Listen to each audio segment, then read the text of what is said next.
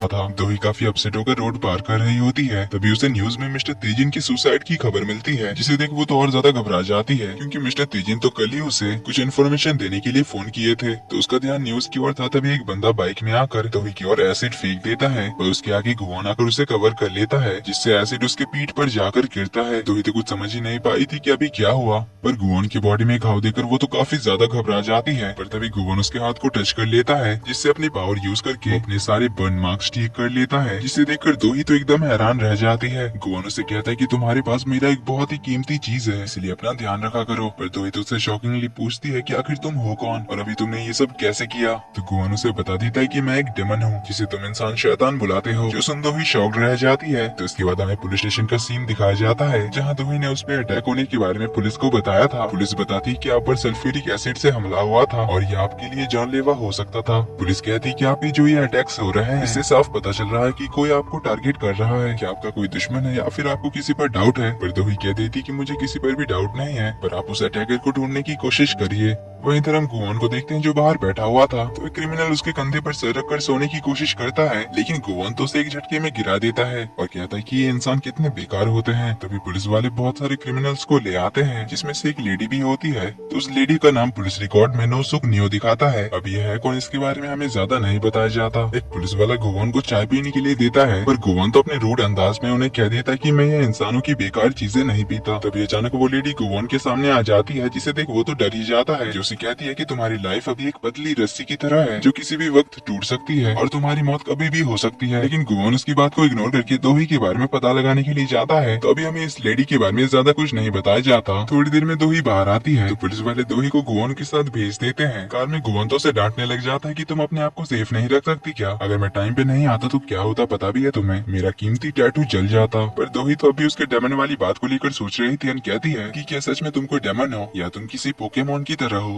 Guan को तो ये सुनकर ही बहुत गुस्सा आता है। उसे कहता है कि ध्यान से सुनना, एक डेमन बहुत ही अच्छा होता है, जिनका काम होता है इंसानों के साथ डील करना। दोही पूछती है कैसी डील? तो गुआन बताता है कि सिंपली कहूँ तो मैं इंसानों की ड्रीम पूरी करता हूँ। दोही कहती है जैसे किसी कहानियों के जिन की तरह। जो सुन गुआन तो गुस्से में कहता है कि तुम मुझे उस भद्दे से चीज से कैसे कंपेयर कर सकती हो? तुमने तो देखा ही होगा मेरे पावर्स। जो सुन दोही कहती है कि तुम जैसे को हम सुपर ह्यूमंस बुलाते हैं, पर मुझे कोई फर्क नहीं पड़ता कि तुम डेविल हो या फिर कोई एंजल, और मुझे तुम्हारी बात पर भरोसा भी नहीं है। पर एक बात है कि तुम्हारे पास अमेजिंग पावर्स हैं और उन पावर्स का सोर्स है मेरे हाथ का ये टैटू। गुआन पूछता है अब तो बिलीव हुआ ना? पर दोही कहती कि मुझे इस पर अब भी भरोसा नहीं है। पर फिर थोड़ा सोचकर कहती कि तुम जिस तरह से इस टैटू के पीछे पड़े हो, इसका मतलब तो यही है कि तुम्हें अपने पावर्स यूज करने के लिए ये टैटू चाहिए। इसके लिए तुम्हें मेरे करीब रहना पड़ेगा, पर मेरे करीब होने के लिए तुम्हारे पास कोई रीजन नहीं है, ना ही तुम मेरे बॉयफ्रेंड और ना ही दोस्त। पर कहती कि तुम्हें मेरे करीब रहने के लिए कुछ तो बनना पड़ेगा, तभी तुम अपने पावर्स यूज कर सकते हो। गुआन पूछता है अगर तुम कहना क्या चाहती हो साफ साफ बताओ। तो दोही कहती कि हमारी किस्मत अब एक हो चुकी है, तुम्हारी और मेरी दोनों की प्रॉब्लम सेम है, पर इससे बाहर निकलने का एक तरीका है, जो तरीका हम दोनों के लिए विन विन साबित होगा। तुम मेरे बॉडीगार्ड बन जाओ। पर गुआन तो साफ मना करते हुए कहता है कि मैं एक बेकार इंसान को प्रोटेक्ट करूंगा, ये कभी नहीं हो सकता। तो दोही कहती कि फिर ये समझ लेना कि तुम अपने टैटू को प्रोटेक्ट कर रहे हो। तभी गुआन नहीं मानता। तो दोही कहती है कि फिर ये समझ लेना कि तुम बुरे इंसानों से फाइट कर रहे हो। जिस पर गुआन कहता है मैं तुम्हारे लिए क्यों फाइट करूं? जिस पर दोही कहती कि अगर मैं मर गई तो तुम्हें अपना टैटू कैसे मिलेगा? तुमने सोचा है? तो क्या तब भी तुम्हें कोई प्रॉब्लम नहीं होगी? तुम देख ही रहे हो मैं अभी डेंजर में हूँ, कोई मुझे मारने की कोशिश कर रहा है, इसीलिए मुझे तुम्हारी और तुम्हारे पावर्स की जरूरत है, जिससे तुम्हारा भी फायदा है, तुम अपने पावर्स को यूज कर सकोगे। जो सुन गुआन अपने टैटू की ओर देखता है, लेकिन वो फिर भी बॉडीगार्ड बनने से मना कर रहा था। जिस पर दोही कहती कि फिर क्या तुम्हारे पास इससे कोई अच्छा आइडिया है? जिस पर गुआन कहता है कि मेरे पास कोई आइडिया तो नहीं है, लेकिन मैं तुम्हारा बॉडीगार्ड कभी नहीं बनूंगा। तो गुआन उसे उसके अपार्टमेंट तक पहुंचाता है, फिर कार से उतरकर लिफ्ट की ओर जाने लगता है। दोही के पूछने पर वो बताता है कि मैं तुम्हें लिफ्ट तक छोड़ने जा रहा हूँ, पता नहीं वो किलर तुम पे दोबारा हमला ना कर दे। दोही कहती है यही तो बॉडीगार्ड का काम है, तो तुम क्यों नहीं बनना चाहते? गुआन कहता है वो मैं नहीं जानता, पर अभी के लिए मैं तुम्हें तुम्हारे घर तक छोड़ने के लिए जा सकता हूँ, इसलिए तुम आगे जाओ, मैं यहाँ की सीसीटीवी को चेक करता हूँ। ये कहकर आसपास देखने के बाद वो दोनों लिफ्ट के अंदर चले जाते हैं। वही हम थोड़ी देर उन पर नजर रखे हुए उस किलर को देखते हैं, जो दोही को मारने के लिए उसका पीछा कर रहा था। पर गुआन को उसके साथ देकर वापस चला जाता है और अपने अड्डे पर आकर वो तो बहुत ज्यादा गुस्सा कर रहा था।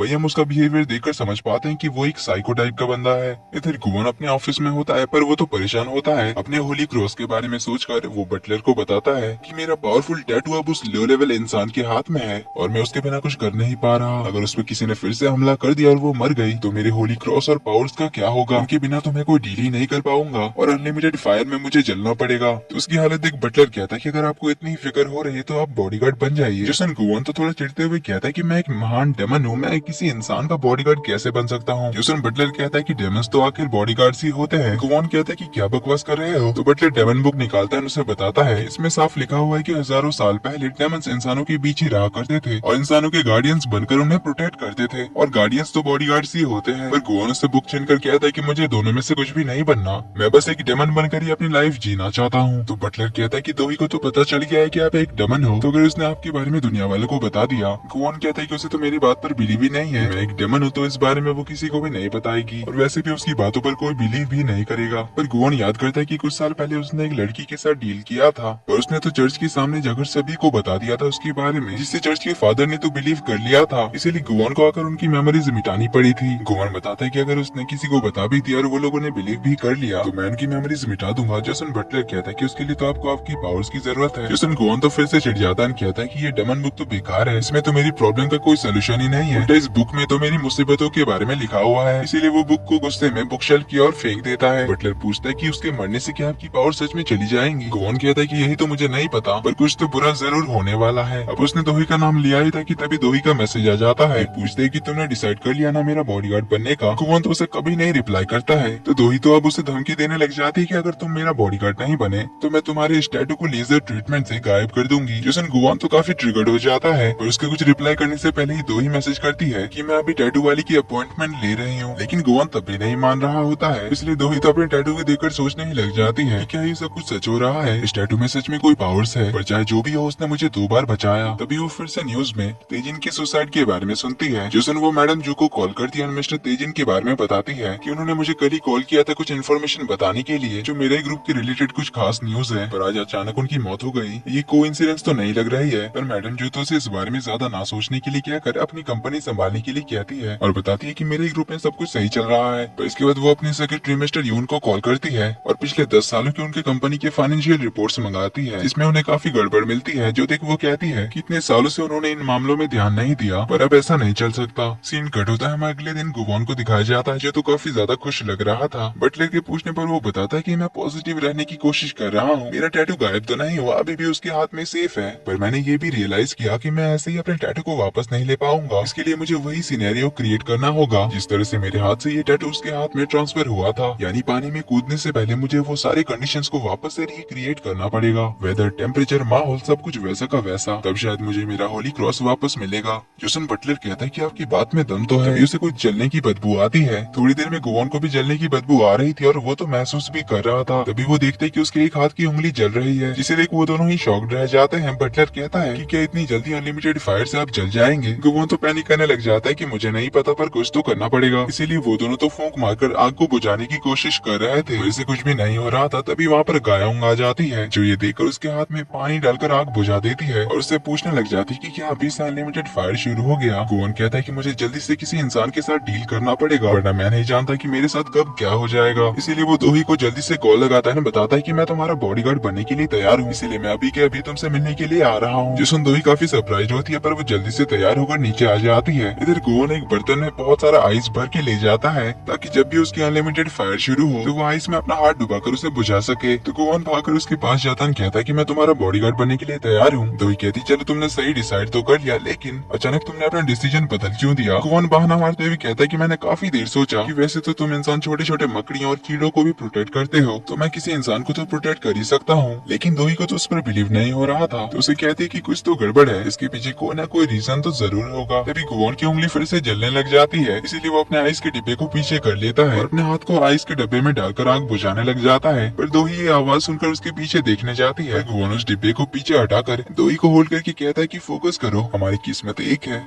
और प्रॉब्लम का सोल्यूशन भी। इस पर दोही कहती है ठीक है फिर मेरे बॉडीगार्ड बन जाओ, तो आज से ही तुम अपना काम शुरू कर सकते हो। जोसन गुवान उसका हाथ होल्ड करता है जिससे उसकी पावर्स वापस आ जाती है। उससे कहता है कि उससे पहले हमें एक जगह जाना पड़ेगा, एक बहुत ही इंपॉर्टेंट काम करने। ये कहकर वो उसे क्लॉक टावर के ऊपर ले जाता है, जहाँ से दोही तो काफी ज्यादा घबरा जाती है। दोही का बॉडीगार्ड बनने के लिए मान जाता है, तो दोही उसे आज से ही काम पे लगने के लिए कहती है, लेकिन गुवान उसका हाथ होल्ड करता है, कहता है कि अभी एक इंपॉर्टेंट काम करने के लिए हमें जाना पड़ेगा। ये कहकर वो टेलीपोर्ट होकर क्लॉक टावर के ऊपर आ जाता है, जहाँ से पूरा सिटी दिखाई देता है। लेकिन दोही को से डर लगता था, इसलिए वो तो काफी ज्यादा घबरा जाती है। उससे पूछती है कि आखिर तुम मुझे यहाँ पर क्यों लेकर आए हो। गुवन कहता है कि ये बेस्ट प्लेस है जहाँ से मैं सभी इंसानों को देख सकता हूँ और उस मजबूर इंसान को ढूंढ सकता हूँ, इसके साथ मैं डील कर पाऊंगा। इसीलिए वो अपने पावर से अपने चारों तरफ इंसानों को ढूंढने लग जाता है। लेकिन इसी दौरान उसकी उंगलियों में फिर से फायर शुरू हो जाती है और इस बार तो उसकी 2 उंगलियों में आग जलने लगती है। तभी उसे डील करने लायक एक इंसान मिल जाता है, इसीलिए वो टेलीपोर्ट होकर एक हॉस्पिटल में पहुंच जाता है, जहाँ पहले ठंडे पानी से अपनी उंगलियों को धोता है। दो ही को एक कप ठंडा पानी रखने के लिए देता है। वो एक आदमी को डॉक्टर से बात करता हुआ देखता है, जहाँ डॉक्टर उसे बताते हैं कि वो उनकी बेटी की जान नहीं बचा सकते क्योंकि उसे लास्ट स्टेज कैंसर है, इसीलिए आगे ट्रीटमेंट कराने का कोई मतलब नहीं बनता है। वो आदमी तो काफी ज्यादा रोते हुए डॉक्टर से रिक्वेस्ट करने लग जाता है, पर डॉक्टर उन्हें सॉरी कहकर चला जाता है। दिन गुवन दोही को लेकर उस बच्ची के रूम में जाता है, जहाँ बच्ची की मॉम तो काफी ज्यादा सैड बैठी हुई थी और भगवान से प्रे कर रही थी अपनी बेटी यंसियो को ठीक करने की और उसे इस बीमारी से और ज्यादा सफर ना करना पड़े। तो गुवन अंदर आ जाता है और कहता है कि मैं आपकी विश पूरी कर सकता हूँ। बच्ची की मॉम पूछती कि आखिर कौन हो तुम और यहाँ कैसे आए। तो गुवन उन्हें बता देता कि मैं एक डेमन हूँ और मैं आपकी विश पूरी कर सकता हूँ। इसके लिए तुम्हें मेरे साथ एक डील साइन करनी पड़ेगी जिससे तुम्हारी बेटी ठीक हो जाएगी। और बच्ची की मॉम को बिलीव नहीं होता और वो उसे बाहर जाने के लिए कहती है, लेकिन तभी उनकी बेटी की तबीयत और ज्यादा बिगड़ने लग जाती है। गुवन दोही का हाथ होल्ड करता है और उन्हें कहता है कि आखिरी मौका है, फैसला आपके हाथ में है। बच्ची की तबीयत बिगड़ रही थी, तभी गुवन चुटकी मारता है और उसकी कंडीशन स्टेबल हो जाती है। जो देख बच्ची की मॉम कहती है कि आपने ये कैसे किया, तो गुवन अपने मैजिक से कॉन्ट्रैक्ट लाता है, उन्हें कंडीशन के बारे में बताता है कि आपको मेरे साथ इस कॉन्ट्रैक्ट में साइन करके डील करना है, इसके बदले मैं आपकी बच्ची को बचाऊंगा, पर 10 साल बाद तुम्हारी मौत हो जाएगी और तुम्हारी आत्मा को नरक में जाना पड़ेगा। मेरे पास ज्यादा टाइम नहीं है, इसलिए जल्दी से डिसाइड करो। दोही तो गुवन से कहने लग जाती कि तुम उन्हें ऐसे फोर्स नहीं कर सकते, उन्हें कम से कम सोचने का टाइम तो दो। गुवन तो उसे इस मैटर से बाहर रहने के लिए कहता है, बताता है कि मेरे पास टाइम ही तो नहीं है। तभी फिर से उसकी उंगलियों में फायर शुरू हो जाती है। जो देख दोही समझ जाती है कि तुम ये सब अपने फायदे के लिए कर रहे हो। तभी गुवन की सारी उंगलियां जलने लग जाती है, लेकिन बच्ची की मॉम कहती है कि मैं साइन करने के लिए तैयार हूँ, बस मेरी बच्ची को बचा लो। मेरी बेटी के लिए मैं नरक से भी बदतर जगह जाने के लिए तैयार हूँ, पर क्या आप सच में मेरी बेटी को ठीक कर सकते हैं। गुवन उन्हें साइन करने के लिए कहता है और उनकी बेटी के कैंसर को ठीक कर देता है। फिर आराम से बाहर निकलकर उस फायर के बारे में सोचने लग जाता है, इतनी जल्दी उसकी उंगली जलाने वाली फायर की स्पीड क्यों बढ़ रही थी। पर दोही तो गुवन के इस काम से बिल्कुल भी खुश नहीं लग रही होती है। तो गुवन उससे अच्छे केक शॉप के बारे में पूछता है कि वो डील साइन कराने के बाद केक खाकर सेलिब्रेट करता है। दोही उससे कहती कि तुम अपने आप को जलने से बचाने के लिए इंसानों की मजबूरियों का फायदा उठाकर उनसे डील साइन करवाते हो और अगर डील नहीं कर पाए तो फायर तुम्हें जला देती है, तो तुम ये काम अपने सेल्फिश रीजन के लिए कर रहे हो। गुवन कहता है यही मेरा काम है क्योंकि मैं अपने आप को जलाकर राख नहीं करना चाहता। दोही कहती है तुम अपने आप को बचाने के लिए दूसरों की जिंदगी के साथ खेलते हो, क्या ये तुम्हें सही लगता है। गुवन कहता है दुनिया में कोई भी चीज फ्री में नहीं मिलती और मैं तो उल्टे इंसानों की विश पूरी करता हूँ, इसकी कीमत उन्हें चुकानी तो पड़ेगी ना। इस पे दोही कहती है तुम सच में शैतान हो, इंसानों की मजबूरियों का फायदा उठाकर उनकी जान लेते हो। गुवन कहता है कि पर मैंने तो उस बच्ची की जान बचाई, क्या तुमने देखा नहीं वो बच्ची मरने वाली थी। इस पर दोही कहती कि पर तुमने कभी ये सोचा है कि उस बच्ची को जब पता चलेगा कि वो जिंदा है अपनी मॉम की कुर्बानी की वजह से, तब वो अपनी पूरी लाइफ कितनी गिल्टी फील करेगी। लेकिन गुवन कहता है कि अब ये इंसानों के बेकार इमोशंस के बारे में बात करना छोड़ो, मुझे एक अच्छे से केक शॉप पर ले चलो। लेकिन दोही तो उसे इग्नोर करके जाने लगती है, तो गुवन उसे रोककर उसके ऑफिस ही चलने के लिए कहता है। दोही उसे कहती कि अब मुझे तुम्हारी जरूरत नहीं है, आए आज से तुम मेरे बॉडीगार्ड हो, तुम जैसे डेविल को मैं अपने आसपास भी नहीं देखना चाहती। ये कहकर वो चली जाती है। तो गुवन कहता है कि सेल्फिशनेस के मामले में इंसान डेमन से काफी गुना आगे है, जब किसी मुसीबत में पड़ोगी तब तुम्हें मेरी जरूरत का एहसास होगा। सीन कट होता है, मैडम जू को दिखाया जाता है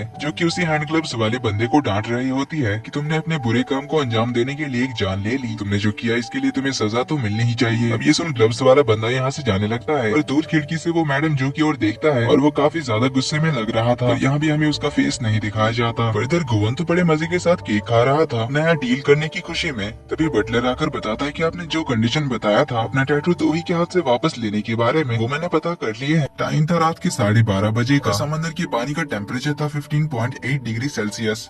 पर एक प्रॉब्लम है, वो रात फुल मून नाइट था जो रात हर 29.5 दिन के बाद आता है। इसके लिए अभी आपको 28 दिन का वेट करना पड़ेगा। गुवन कहता है कि ये तो बहुत देर हो जाएगा। बटलर के पूछने पर वो बताता है कि दोही ने मुझे काम से निकाल दिया। पता नहीं यार, ये इंसान कुछ ज्यादा ही सेंटिमेंटल होते हैं। मैं लोगों की विश पूरी कर रहा हूँ और वो मुझे गलत बता रही है। वहीं इधर गुवन के जाने के बाद दोही काफी चुपचाप से रहने लग जाती है और वो अपने आप को खुद ही प्रोटेक्ट करने का डिसाइड करती है, जिसके लिए वो लाइसेंस्ड गन और इमरजेंसी टूल्स भी रखती है और मिशन कल उसके लिए बॉडीगार्ड्स का भी इंतजाम कर देगी कहती है। वहीं इधर गुवन को दोही की वो गिल्टी वाली बातें ही याद आ रही थी, इसलिए वो हॉस्पिटल चला जाता है उस बच्ची को मिलने के लिए, जहाँ ग्लास में पानी भरने के बाद वो बच्ची गुवन से टकराती है। तभी उसके डैड भी वहाँ पर आ जाते हैं, तो बच्ची गुवन को सॉरी कहती है। तो गुवन उससे पूछता है कि क्या तुम्हारी कोई विश है। डैड बताते हैं कि इसकी विश तो पूरी होने वाली है कि वो अपने बर्थडे हॉस्पिटल से बाहर मनाना चाहती थी और आज वो हॉस्पिटल से बाहर जा सकती है। तो गुवन बच्ची से पूछता है कि क्या यही तुम्हारी विश है, पर बच्ची गुवन को पास बुलाकर उसके कान में बताती है कि मेरी ये विश है कि मेरी वजह से मेरे मॉम डैड को आगे कभी भी सफर ना करना पड़े, यानी बच्ची तो बस अपने मॉम डैड को दुखी नहीं देखना चाहती थी।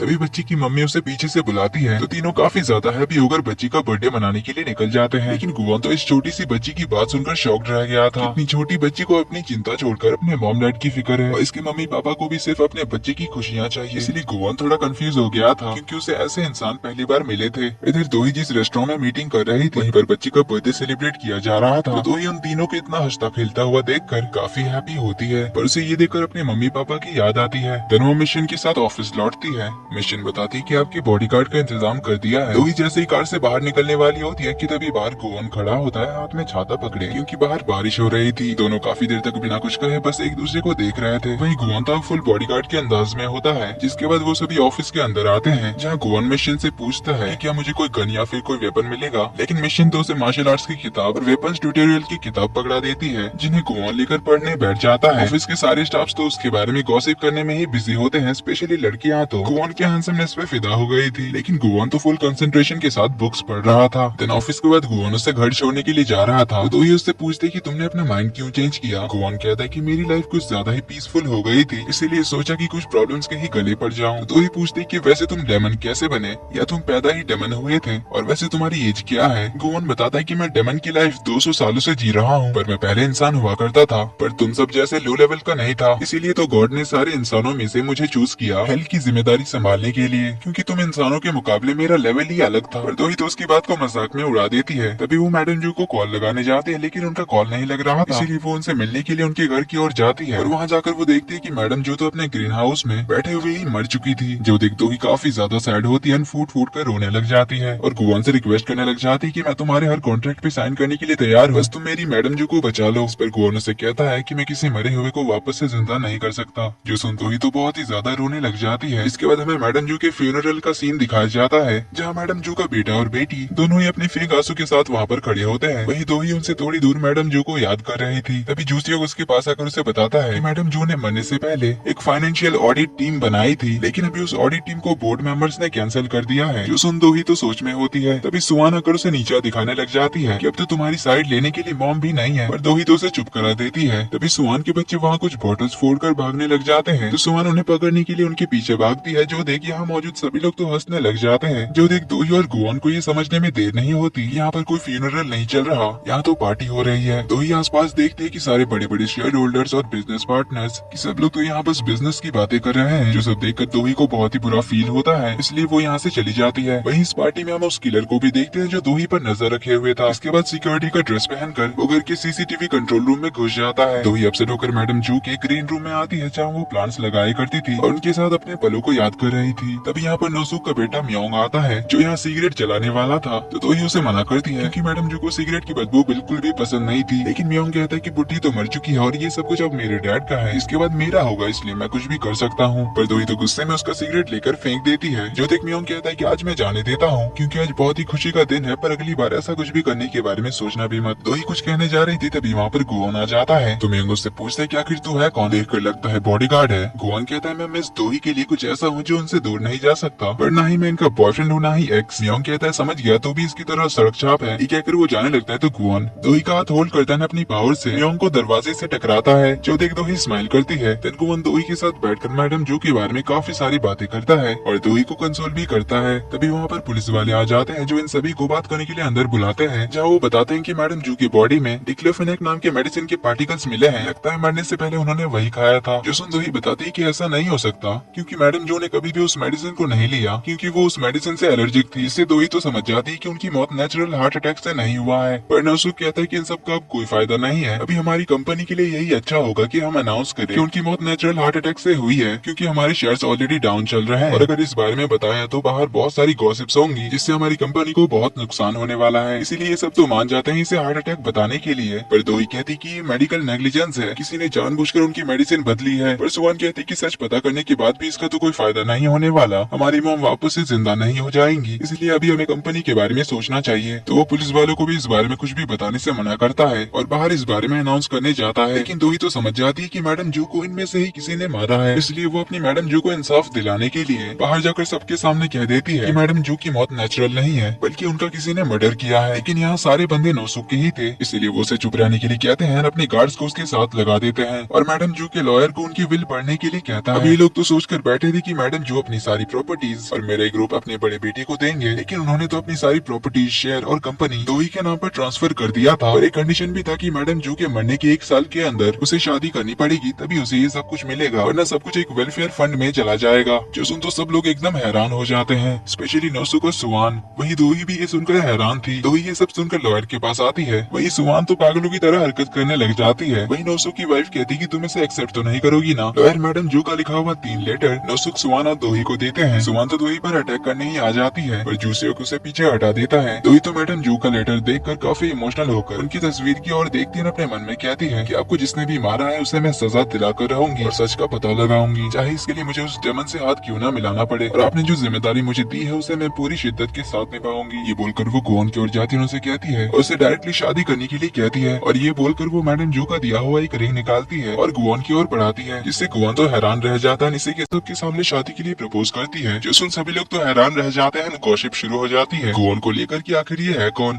वही दोही के कंपनी के एम्प्लॉइज तो काफी ज्यादा एक्साइटेड लग रहे थे, लेकिन गोवन तो कह देता है कि मुझे शादी नहीं करनी। जो सुन अगेन सब लोग शॉक्ड होते हैं, इसने मेरे ग्रुप की होने वाली चेयरवुमन का प्रपोजल कैसे ठुकराया। वहीं इस रिजेक्शन से दोही का तो सबके सामने बहुत ही बड़ा सा एम्बैरेसिंग मोमेंट हो गया। जूसियक दोही से कुछ कहने जाता है, पर दोही उसे मना करती है कि वो तो ऑलरेडी काफी ज्यादा एम्बैरेस्ड हो चुकी थी, इसीलिए वो चुपचाप से यहाँ से जाने लगती है। और उसके पीछे पीछे गोवन भी आ रहा होता है। तो दोही उसे थोड़ा चिढ़ते हुए कहती है कि अब मुझे क्यों फॉलो कर रहे हो तुम। गोवन कहता है तुम्हें प्रोटेक्ट करने के लिए, आखिर मैं तुम्हारा बॉडीगार्ड जो हूँ। जो सुन दोही तो उसे गुस्से में घूरती है। जो देख गोवन कहता है कि मैं अपना काम और अपनी पर्सनल लाइफ को अलग रखता हूँ। ये बोलकर वो स्माइल करता है। जो देख दोही तो और चिढ़ जाती है, कहती है कि मैं ही पागल थी जो इसे शादी के लिए पूछ लिया। ये बोलकर वो बाहर निकल जाती है तो गोवन सारे मीडिया वालों को पीछे हटाने लगता है और उसके साथ चला जाता है। पर मैडम जो के इस फैसले से उनके फैमिली वाले बिल्कुल भी खुश नहीं थे। उनका फेस देखकर ही हमें समझ आता है। अगली सीन में हम सुवान के बच्चे ऑस्टिन और जस्टिन को देखते हैं, जो फिर से वाइन की बोतल के साथ खेलने लग जाते हैं। किसी के आने की आवाज सुनकर वो टेबल के नीचे छुप जाते हैं। सुवान तो पागलों की तरह चिल्लाते हुए आती है कि हमारी मॉम ने हमें धोखा दे दिया और इस दोही ने हमारी मॉम की इनहेरिटेंस लेने के लिए हमारे ही सामने एक रैंडम बंदे को शादी के लिए प्रपोज कर दिया। हमें दोही के खिलाफ लीगल एक्शन लेना चाहिए। जिस पर नोसुक कहता है कि इसका कोई फायदा नहीं है। इनहेरिटेंस लॉ के हिसाब से मॉम ने हम दोनों को अपने अपने शेयर्स दिए हैं और बाकी उनके नाम के शेयर्स और सारी कंपनीज, और उन्हें मैनेज कौन करेगा इसका फैसला उनके हाथ में था, जो उन्होंने दोही के नाम ट्रांसफर कर दिया है। सुवान कहती कि अगर हम कोर्ट में ये बता दें कि मॉम मेंटली अनस्टेबल थी और दोही ने फोर्सफुली उनसे ये विल बनवाई, नोसुक कहता है इसका भी कोई फायदा नहीं होगा, क्योंकि मॉम ने लीगली ये विल बनवाई है उनके सारे लॉयर्स, अटॉर्नीज और लीगल एडवाइजर के सामने। जिससे सुवान तो फिर से पागलों की तरह चिल्लाने लग जाती है और जाकर मैडम जू के चेयर में बैठ जाती है। तो बच्चे उसे चिल्लाता हुआ देखकर भाग जाते हैं। वहीं हम देखते हैं नोसुक मैडम जू के चश्मे की ओर देखता है और हमें 12 साल पहले का एक फ्लैशबैक दिखाया जाता है, जहाँ नोसुक ने कुछ तो क्राइम किया था, मे भी किसी इंसान को मारा था। जिससे मैडम जू तो गुस्सा होकर फोन पर किसी से कहती है कि अगर इसने क्राइम की है तो इसे सजा भी जरूर मिलेगी। वही नोसुक उनसे रिक्वेस्ट करता रह जाता है, मॉम मुझे पता नहीं था कि वो इंसान है, प्लीज मुझे माफ कर दो। मैडम जो अपने फैसले से नहीं हटती। कमिंग बैक टू प्रेजेंट, नोसुक की वाइफ कहती है कि मॉम ने तुम्हें फिर से साइड लाइन कर दिया। तो नोसुक कहता है कि अगर मॉम यही चाहती है तो मैं उनका ऑर्डर फॉलो करूंगा, पर हम उसकी आंखों में गुस्सा साफ देख पाते हैं। वही द नोसुक का बेटा म्योंग मैडम जू के ग्रीन हाउस में सिगरेट पीता है, जिससे हम समझ तो जाते हैं कि ये भी कुछ कम नहीं है। इधर गोवन दोही के साथ कार में होता है, जहाँ वो कुछ कहने जाता है, पर इससे पहले दोही कहती है कि मैं बिल्कुल चिल हूँ और जो भी हुआ उसे भूल भी चुकी हूँ। तो गोवन पूछता है कि फिर तुम पीछे क्यों बैठी हो। दोही कहती है मेरी जगह हमेशा से ही यहीं पर थी। गोवन फिर से कुछ पूछने जा रहा था, पर दोही उसे रोककर कहती कि अगर तुम एक्सप्लेनेशन देना चाहते हो कि तुमने सबके सामने मेरा प्रपोजल क्यों ठुकराया, तो मुझे वो जानने में बिल्कुल भी इंटरेस्ट नहीं है। गोवन कहता है मुझे कुछ एक्सप्लेन नहीं करना, पर दोही फिर से उसे रोककर कहती कि मैं काफी दिनों से अच्छे से सोई नहीं हूँ और मेरा दिमाग भी उस टाइम सही नहीं चल रहा था, इसलिए उस टाइम मैंने तुम्हें जो भी कहा वो बस स्लीप टॉकिंग थी।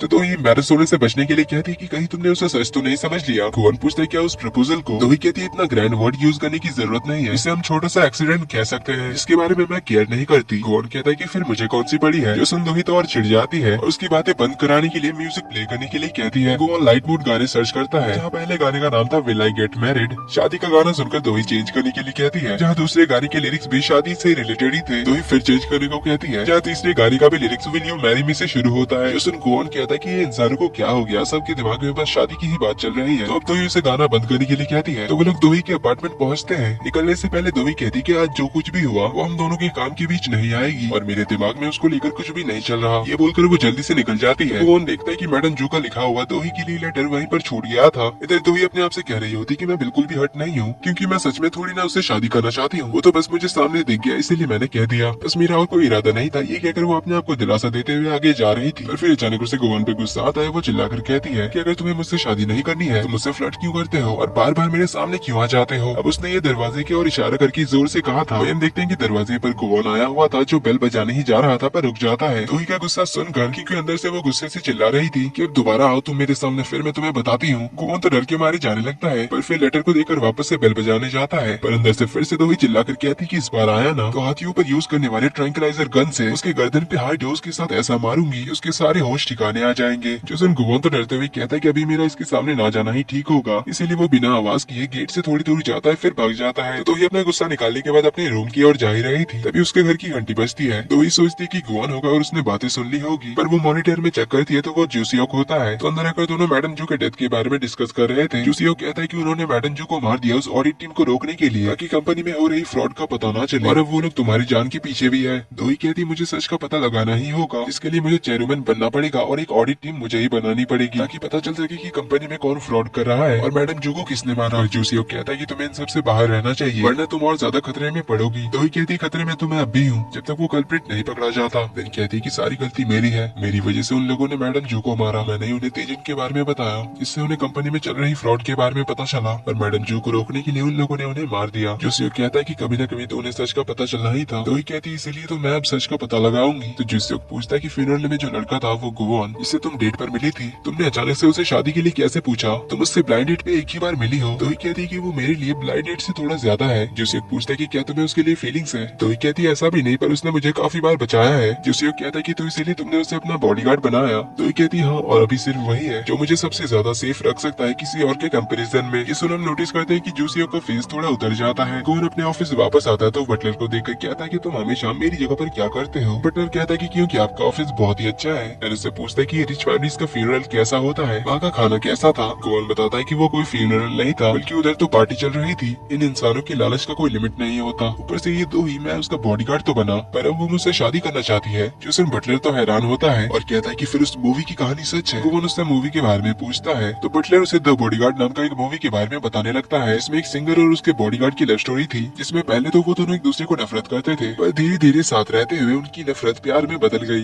गुआन कहता है कि हमारे केस में ऐसा कुछ भी नहीं होने वाला। उसने कहा कि उसने मुझे स्लीप टॉक करते हुए प्रपोज किया था और वो सीरियस भी नहीं थी। बटलर कहता है कि सोते हुए और ड्रंक होने के बाद इंसान तो और ज्यादा सिंसियर होता है अपने फीलिंग्स को लेकर। तभी वो उस मूवी का एक डायलॉग मारने लग जाता है। बॉडीगार्ड्स के 3 रूल होते हैं। बॉस को अपनी नजरों से दूर मत जाने दो, सेकंड रूल हमेशा उसके पास रहो एंड थर्ड कभी उसके प्यार में मत पड़ना। जैसन गुआन उसे साइड हटाता है और उसे कहता है कि ये प्यार व्यार बस इंसानों का डेल्यूजन होता है। तो बटलर कहता है कि आपको तो प्यार के बारे में कुछ पता ही नहीं है। गुआन कहता है मुझे पता है पर मैं उन बेकार चीजों में नहीं पड़ता। प्यार बस इंसानों की कमजोरी है। एक तो ये इंसान ऑलरेडी दिमाग से पैदल होता है, ऊपर से ये प्यार उन्हें और ज्यादा कमजोर बनाती है। जोसन बटलर कहता है कि आपको कभी प्यार नहीं मिला ना, इसलिए आप ऐसा कह रहे हो। अगर आपको वो प्यार मिलता तो आप डेमन नहीं बनते, एक गार्डियन एंजल बनते। जोसन गुआन से कहता है कि बहुत हो गया तुम्हारा गार्डियंस को लेकर बकवास, अब जाओ और अपने काम पर लगो। मेरे टेबल पे पड़ी उन फाइल्स का काम किया तूने? बटलर कहता है कि मैंने तो कब से अपना काम कंप्लीट कर लिया है, अभी तो आपका काम बचा है उन सारी फाइलों में अपनी साइन करने का। जोसन गुआन शॉकिंगली पूछता है कि क्या मुझे उन सारी फाइलों में साइन करनी है? कट होते हमें इधर दोही के अपार्टमेंट में दिखाया जाता है। जूसियोक सोफे पर सोने जा रहा था। दोही उसे कहती कि मैं अभी ठीक हूँ इसलिए तुम्हें जाना चाहिए। जूसियोक को दोही की फिक्र होती इसलिए वो कहता है कि मैं तुम्हें अकेले छोड़कर कैसे जा सकता हूँ, वो भी अभी इस सिचुएशन में। मैं यही हॉल पे रह जाता हूँ। दोही कहती कि तुम्हें पता है ना कि किसी और के रहने पे मुझे नींद नहीं आती। जूसियोक कहता है कि ठीक है फिर मैं तुम्हारे दरवाजे के बाहर रुक जाता हूँ। दोही कहती भाई मैंने कहा ना कि मैं ठीक हूँ, मुझे शायद तुम्हें बताना नहीं चाहिए था उन सब के बारे में। जूसियोक कहता है कि इस बारे में सोचना भी मत, जो भी होगा सबसे पहले तुम मुझे बताओगी। तो दोही कहती कि क्या तुम्हें लगता है कि मुझे नींद आएगी कि तुम मेरे डोर के बाहर जगे हुए हो, इसीलिए तुम आराम से घर जाओ और मेरी चिंता मत करो। तो जूसियोक फाइनली मान जाता है पर जाने से पहले वो दोही के फोन में इमरजेंसी नंबर की जगह पर उसका नंबर डाल देता है और उससे कुछ भी हो तो तुरंत फोन करने के लिए कहता है। तो उसके जाने के बाद दोही सोच रही होती कि अभी उसे क्या करना चाहिए, पर तभी उसके फ्रेंड्स ग्रुप में सभी लोग उससे पूछने लग जाते हैं कि वो लड़का कौन है, क्या वो तुम्हारा बॉयफ्रेंड है? तुमने उसे डायरेक्टली शादी के लिए पूछ लिया? जो सब देख दोही समझ नहीं पा रही थी कि इन्हें आखिर कैसे पता चला। पूछने पर उसके फ्रेंड्स बताते हैं कि अभी सोशल मीडिया पर यही हॉट टॉपिक बन गया है। दोही चेक करती है तो हर जगह यही न्यूज फैली हुई थी। मेरे ग्रुप की होने वाली चेयरमैन को एक लड़के ने उनकी शादी के प्रपोजल को ठुकरा दिया। जो देख दोही शॉक्ड होती है। इधर गुआन के तो हाथ दुखने लग गए थे पेपर्स पे साइन करते करते, क्योंकि वो तो हमेशा से अपने पावर से साइन करा लेता था। तो बटलर पूछता है कि फिर आपने दोही के प्रपोजल के बारे में क्या सोचा? गुआन कहता है कि मैं कोई पागल नहीं हूँ जो उससे शादी करूंगा, मैं एक इंसान का बॉडीगार्ड बन गया यही बहुत है। मैं एक महान डेमन होकर एक लो लेवल इंसान से शादी करूं,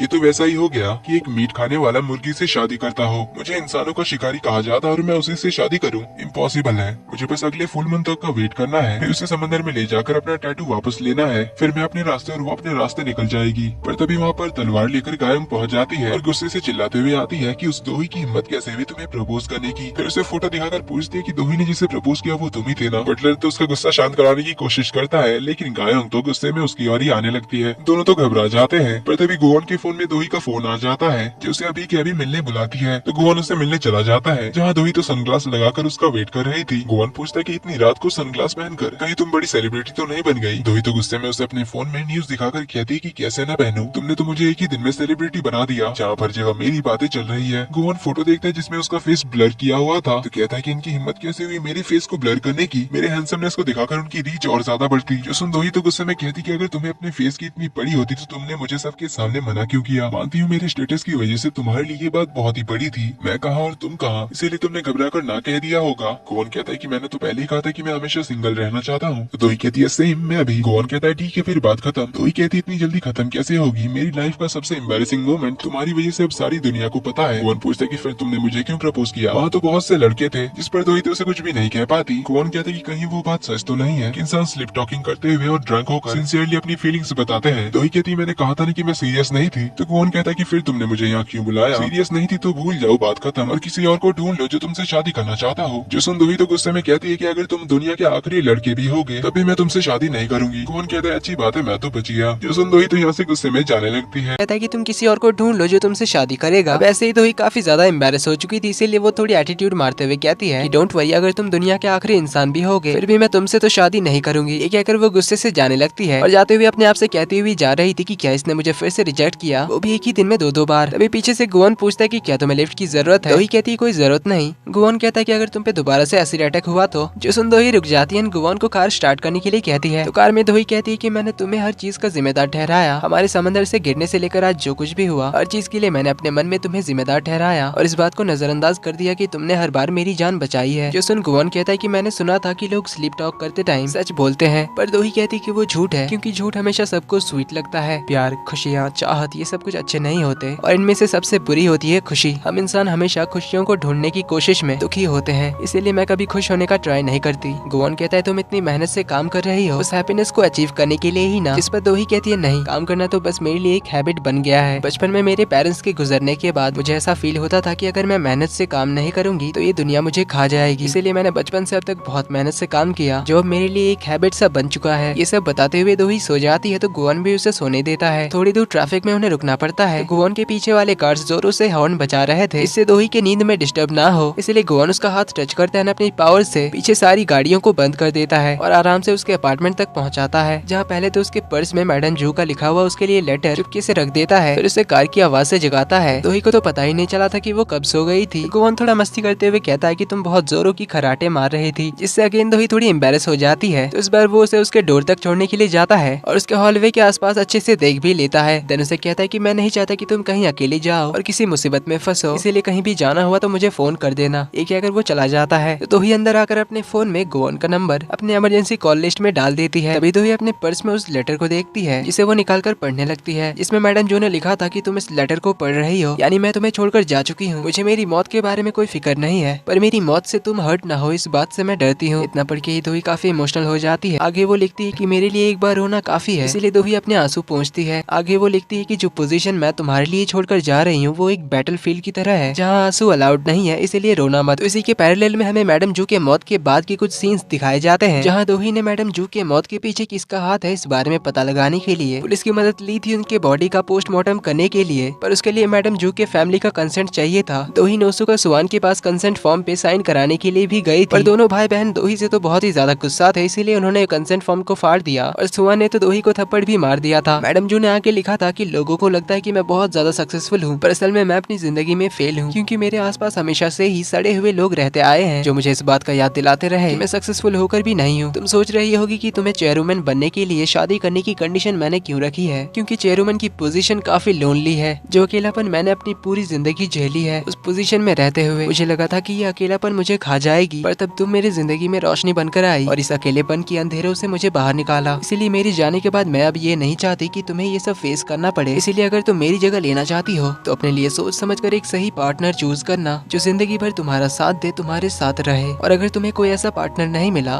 तो तुम इस पोजीशन को फेंक देना उन भेड़ियों के बीच जो तो इसे पाने के लिए किसी भी हद तक जा सकते हैं। बस यही एक चीज मैं तुम्हारे लिए कर सकती हूँ। तो दोही मैडम जू के ग्रेवयार्ड में श्रद्धांजलि देने जाती है, जहाँ वो उन्हें कहती कि मैं समझ गई कि आप क्या चाहती हो, पर आपको मुझ पे भरोसा है ना कि मैं ये जिम्मेदारी निभा सकती हूँ। इसके बाद वो दोनों यहाँ से चले जाते हैं। वहीं उसी ग्रेवयार्ड के एक साइड पर हम उस माफिया बॉस के गुंडों को देखते हैं जिसे गुवोन ने मारा था। तो माफिया बॉस का राइट हैंड अब उस गैंग का लीडर बन गया था और अब से उनका बस एक ही मकसद है, उनके बॉस के किलर को मारने का, यानी कि गुवोन को खत्म करने का। जिसके बारे में पता करने के लिए अब इसने पूरे सिटी में अपने गुंडों को फैला दिया है। तभी उसके गैंग का एक बंदा आकर उसे बताता है कि उन्हें उस दिन के रेस्टोरेंट की फुटेज मिल गई है जब गुवोन ने न्यूज़पेपर से इनकी धुलाई करी थी, पर फुटेज में गुवोन के पावर्स यूज करने का फुटेज गायब था। पर उन्हें रेस्टोरेंट से गुवोन के क्रेडिट कार्ड का डिटेल मिल गया था, इसीलिए बॉस अब गुवोन को ढूंढने के लिए सारे बंदों को भेज देता है। वहीं इधर गुवोन को अपने सपने में 200 साल पहले जब वो इंसान था उस टाइम के कुछ मेमोरीज आने लगते हैं, जहाँ उसे सभी लोग यंग मास्टर ईसुन बुला रहे थे, यानी कि वो 200 साल पहले जोसन एरा में कोई पावरफुल बंदा था। लेकिन गुवोन को समझ नहीं आ रहा था कि अभी उसके इंसानी मेमोरीज क्यों वापस आ रही है। तभी वहाँ पर बटलर आता है, तो गुवोन बटलर को भी इस बारे में बताता है, जिस पर बटलर कहता है कि क्या मैं पता लगाऊं जोसन एरा में ईसुन नाम से कोई नोबलमैन था या नहीं। गुवोन कहता है कि पता नहीं, मेरी इंसानी जिंदगी के बारे में पता करने पर मुझे कोई फायदा होगा या नहीं। बटलर कहता है इसमें कोई नुकसान भी तो नहीं है। तो बटलर सोचने लग जाता है कि जोसन एरा में पार्क ईसुन और किम ईसुन नाम के आदमी थे, पर आप कौन से हो सकते हो, इस बारे में अच्छे से रिसर्च करना होगा। लेकिन अचानक आज 200 साल बाद आपकी इंसानी मेमोरीज वापस आ रही है, इसका कुछ तो मतलब होगा। तभी उसे एक बात क्लिक होती है, तो वो कहता है कि मैं समझ गया, बिना पावर्स के आप एक नॉर्मल इंसान ही तो हो, इसी वजह से आपको वो मेमोरीज आ रही है, जिसका मतलब है कि आप बिना पावर्स के एक इंसान बन चुके हो। गुवोन को तो बिलीव नहीं हो रहा था। बटलर कहता है कि अभी आप एक मॉर्टल इंसान हो, यानी कि अब आप इंसानों की तरह कभी भी मर सकते हो, एक्सीडेंट से, जहर से, जो कि आपके अनलिमिटेड आग में जलने से भी खतरनाक है,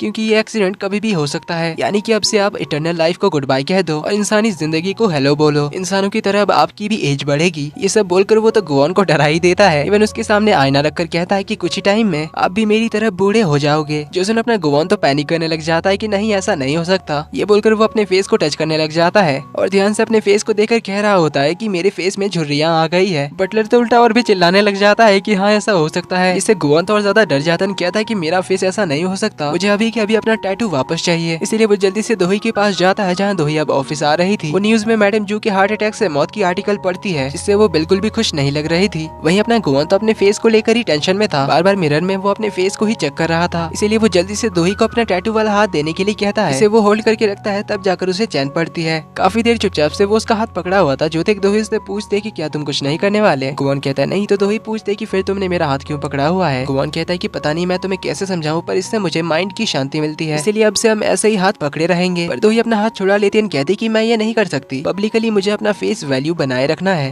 क्योंकि तुमने तो मुझे उस दिन सबके सामने रिजेक्ट कर दिया था, जिस वजह से मेरे बारे में कितने गॉसिप चल रहे हैं क्या तुम्हें पता भी है। और अगर ऐसे हाल में तुम मेरा हाथ पकड़े रहोगे तो पब्लिक मेरे बारे में क्या सोचेगी। जिस पर गुवोन कहता है कि तुम तो कल तक काफी चिल थी, तुम्हें इससे कोई फर्क नहीं पड़ रहा था। दोही कहती है कि पर अब ये फर्क पड़ता है, इसलिए मैं चिल नहीं रह सकती। गुवोन कहता है कि देखो ये हम दोनों की भलाई के लिए है, क्योंकि अर्थराइटिस मुझे रोक सकती है तुम्हें बचाने से। जोसन दोही कहते हैं कि तुम्हें कब अर्थराइटिस की बीमारी हुई। इस पर गुवोन बताता है कि मैं ये मानना तो नहीं चाहता, लेकिन बिना पावर्स के मैं एक लो लेवल का इंसान बन चुका हूँ, यानी कि अब मैं पहले की तरह कुछ भी कंट्रोल नहीं कर सकता। दोही पूछते फिर इससे क्या होगा। इस पर गुवोन बताता है कि मेरी भी उम्र तुम इंसानों जैसी बढ़ेगी, मुझे भी बीमारी हो सकती है और मेरे साथ कुछ भी एक्सीडेंट हो सकता है, और खास करके मैं तुम इंसानों जैसे बूढ़ा हो सकता हूँ। इस पर दोही कहती है कि फिर तुम मेरा हाथ इसीलिए पकड़ना चाहते हो क्योंकि तुम्हारी उम्र बढ़ने से तुम्हें डर लग रहा है। जोसन गुवोन कहता है कि चलो तुम समझ गई, इसीलिए तुम अपना हाथ दो, मुझे अपनी बॉडी को अपने पावर से चार्ज करना है। इस पर दोही मना करते हुए कहते हैं कि तुमने मुझे क्या कोई वायरलेस चार्जर समझ रखा है, जब चाहे मेरा हाथ पकड़ो और अपने आप को चार्ज कर लो। गुवोन कहता है कि तुमने भी तो मुझे अपना पोकेमोन समझ रखा है, मुसीबत पड़ने पर अपने आप को बचाने के लिए मुझे यूज करती हो। इस पे दोही कहती है कि डेमन पोकेमोन एक ही बात तो है। इस पे गुवोन तो गुस्से में कहता है कि ठीक है फिर मैं तुम्हारे इस बॉडीगार्ड के जॉब से रिजाइन करता हूँ। दोही कहती है हाँ रिजाइन कर दो, मुझे क्या अगर मैं मर गई तो तुम्हें अपना टैटू कहाँ से मिलेगा। सोच लो फिर बिना पावर्स के इंसानी जिंदगी जीना पड़ेगा। गुवोन कहता है क्या तुम मुझे धमकी दे रही हो। दोही कहती है तुम ही तो रिजाइन करना चाहते हो। गुवोन कहता है यार तुम मुझे अपने आप को चार्ज करने क्यों नहीं दे सकती। दोही कहती है हर टाइम मैं ये नहीं कर सकती। गुवोन पूछता है फिर कब कर सकती हो, लेकिन दोही कोई जवाब नहीं देती। आगे एक ट्रैफिक में हम उसी लेडी को देखते हैं जिसने पुलिस स्टेशन में गुवोन से कहा था कि तुम्हारी जिंदगी एक पतले रस्सी की तरह है जो कभी भी टूट सकती है और तुम्हारी मौत हो सकती है। तो ट्रैफिक सिग्नल की वजह से गुवोन को कार वहीं पर रोकनी पड़ती है, जहाँ गुवोन तो अभी ट्राई करे जा रहा था दोही का हाथ पकड़ने का, पर दोही तो अपना हाथ उसे दे ही नहीं रही थी, जिन्हें ऐसे देखकर वो लेडी कहती है कि अभी अच्छा टाइम चल रहा है, पर अच्छे टाइम बहुत जल्दी ही खत्म हो जाते हैं। अब ये लेडी कोई फ्यूचर देख सकती है या फिर गॉड का अवतार है, ये तो हमें आगे आने वाले एपिसोड्स में ही पता चलेगा। ग्रीन लाइट होने पर इनकी कार निकल जाती है। दोनों ऑफिस के अंदर आते हैं, पर गुवॉन का ध्यान तो दोही के हाथ पर ही होता है। वो कब से उसके हाथ को घूरे जा रहा था उसे पकड़ने के इंतजार में, पर दोही तो हर बार उसका हाथ छुड़ा देती है और उसे थोड़ी दूर आगे आगे चलने लग जाती है। पर गुवॉन का भी ध्यान बस उसके हाथ पर होता है। वो सिक्योरिटी एंट्री के बाद उसके पीछे पीछे लिफ्ट में भी जाता है, जहाँ उसकी नजर तो बस दोही के हाथ पे ही होता है। तभी उसे लिफ्ट के मॉनिटर में एक एड दिखाई देती है, जहाँ बताया जा रहा था कि आपकी उम्र बात करते हुए भी थोड़ी थोड़ी बढ़ रही है। इसी तरह उस एड में एक आदमी को दिखाया जाता है जिसकी उम्र बढ़ जाती है, वो बूढ़ा हो जाता है। जो देख गुवॉन तो स्क्रीन के पास जाकर बहुत ज्यादा डर जाता है कि कहीं मेरा भी फेस ऐसा ना हो जाए, इसीलिए वो दोही के हाथ की और फिर से देखने लग जाता है। तो उसकी हरकतें देख दोही तो अपने हाथों को फोल्ड कर लेती है। वहीं गुवॉन को अब तो और ज्यादा टेंशन हो गया था अपने फेस को लेकर, इसीलिए उसकी नजर तो दोही के हाथ से हटी नहीं रही होती है। वो तो सबके सामने ही दोही के हाथ को घूरे जा रहा था। मिशन आती है तो दोही उन्हें कहती है कि पिछली बार जिस बंदे के साथ उसकी असल में डेट होने वाली थी उसके साथ फिर से मीटिंग अरेंज करने की। मिशन बताती है कि मैडम जू के मरने से पहले तक के उनके घर, रूम, केबिन और ऑफिस रूम का भी सारा फुटेज वो लेकर आई है। इसे दोही निकालती है तो वो बहुत सारे फुटेज थे। जो देख गुवॉन कहता है कि इतना सारा फुटेज देखने में पूरा महीना चला जाएगा, so good luck to you, मैं जा रहा हूँ। लेकिन दोही उसे रोककर कहती कि क्या तुम भूल गए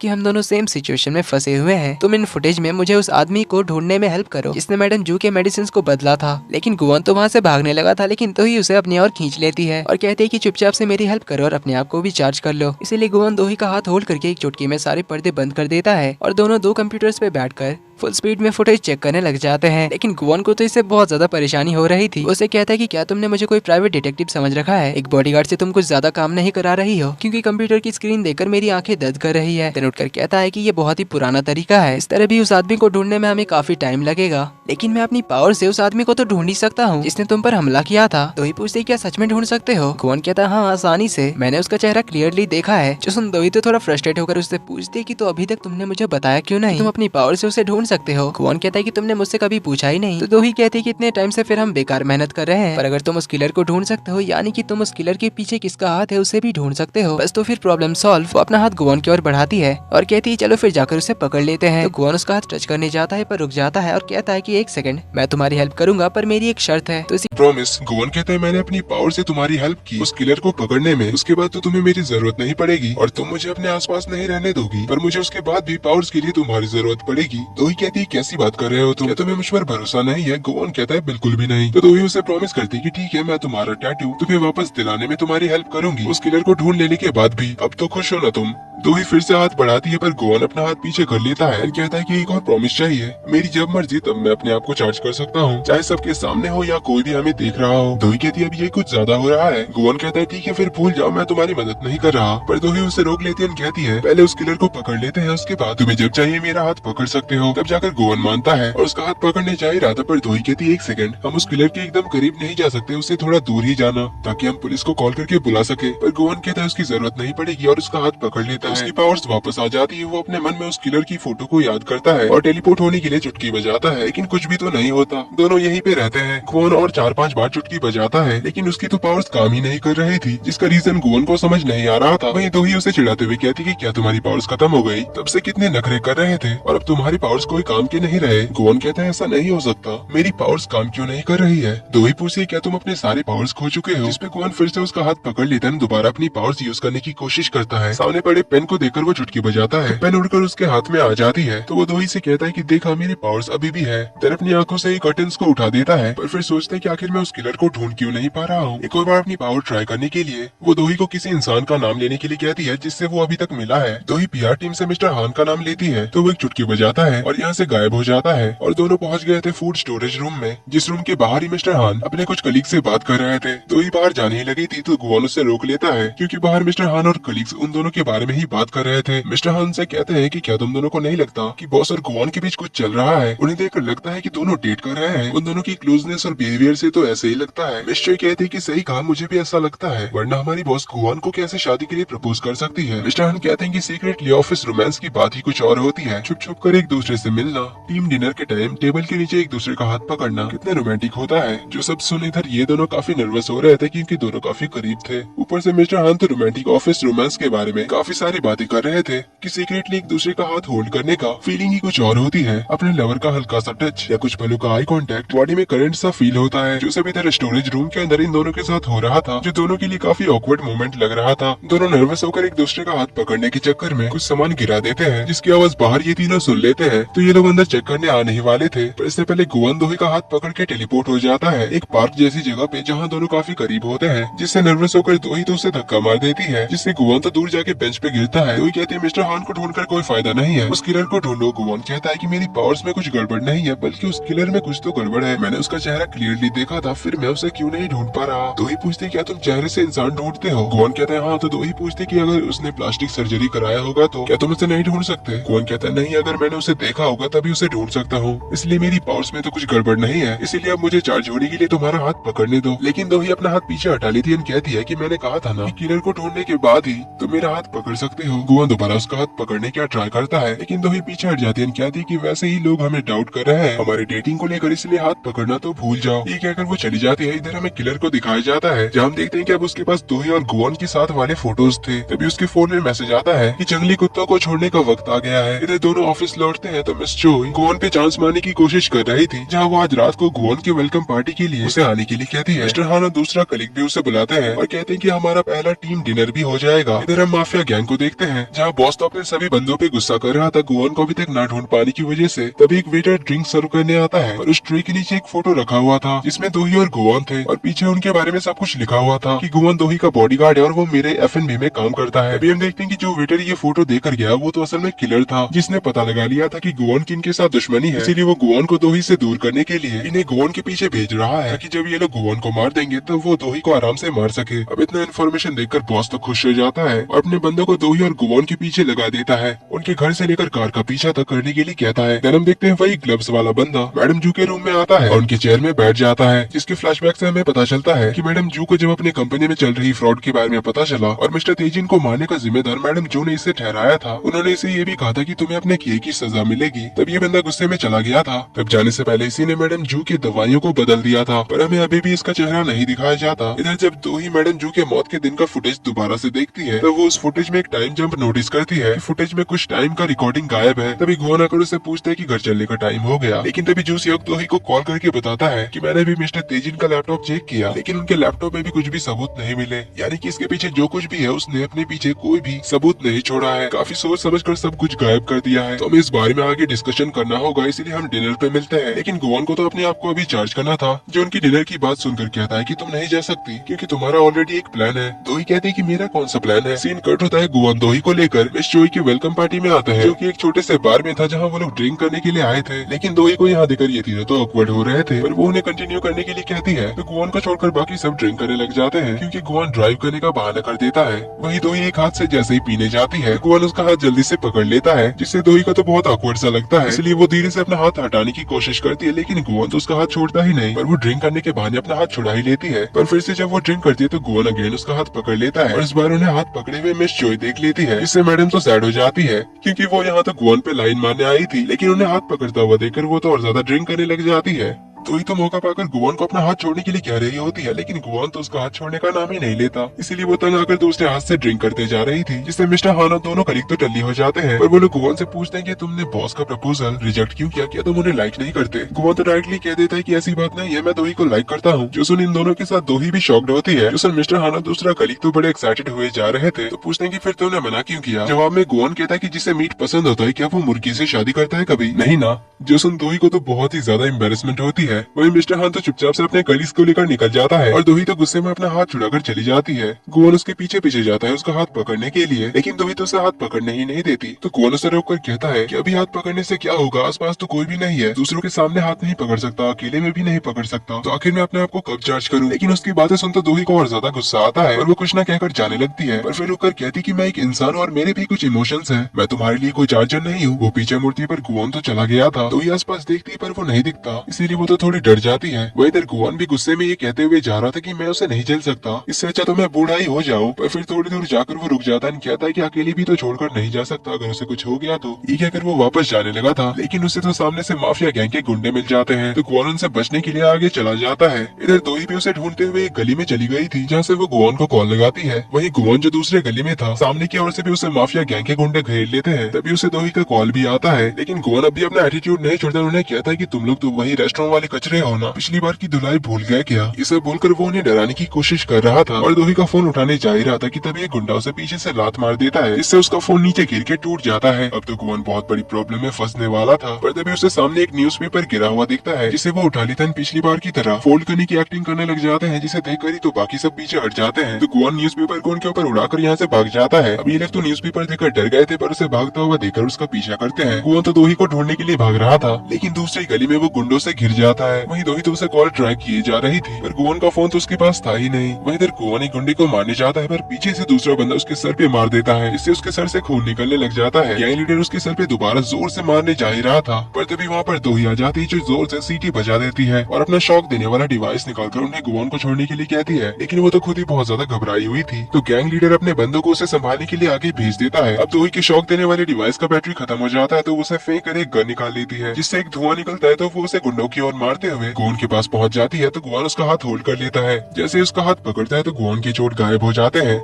वही हम देखते हैं कि किलर ये सब छुप कर रिकॉर्ड कर रहा था। गुआन दोही से कहता है कि क्या तुम्हें टैंगो आता है, ये बोलकर वो एक चुटकी मारता है, तो गली के सारे लाइट्स ऑन हो जाते हैं। म्यूजिक अचानक से बजने लगता है और गुंडों के पैर अपने आप बजने लग जाते हैं, जो अपनी पैरों से एक ही धुन प्ले करते हैं। अब गुंडों को तो समझ नहीं आ रहा था कि ये सब क्या चल रहा है। गैंग लीडर कहता है कि ये अपने ट्रिक्स फिर से खेल रहा है, तो इसकी चाल में मत फंसना, इसलिए कंसंट्रेट करके इस पे अटैक करो। गुआन दोही से कहता है कि टैंगो करते टाइम अपने पार्टनर पे पूरा भरोसा करना चाहिए। दोही पूछती कि अचानक तुम ये टैंगो की बात क्यों कर रहे हो। तभी गैंग लीडर उनकी तरफ चाकू फेंकता है, जिससे गुआन अपनी पावर से डॉज कर देता है और उसे उड़ाकर दूर फेंक देता है। जिसके बाद दोनों तो मस्त डांस कर करके सबको धोने लग जाते हैं। कभी उन्हें गुआन मारता है, तो कभी गुआन दोही से उन्हें मार खिलाता है। अपने इशारों पे गुआन उन सभी को नचा भी रहा होता है और उनकी धुलाई भी अच्छे से कर रहा होता है। और ये सीन बहुत ही ज्यादा ब्यूटीफुल और फनी था। तो सबकी धुलाई करने के बाद गुआन दोनों के ऊपर फूल बरसाता है। इस सीन की फाइट प्लस डांस कोरियोग्राफी काफी ज्यादा अच्छी थी, तो इस तरह से उनका डांस भी खत्म होता है। वहीं गुआन को यहाँ पर याद आता है बटलर के वो बॉडीगार्ड बनने के 3 रूल्स। नंबर 1, अपनी बॉस को आंखों से दूर मत जाने देना। नंबर 2, हमेशा उसके साथ रहना। और रूल नंबर 3, कभी अपने बॉस के प्यार में मत पड़ना। तो डांस खत्म होने के बाद दोनों एक दूसरे की आंखों में खो से जा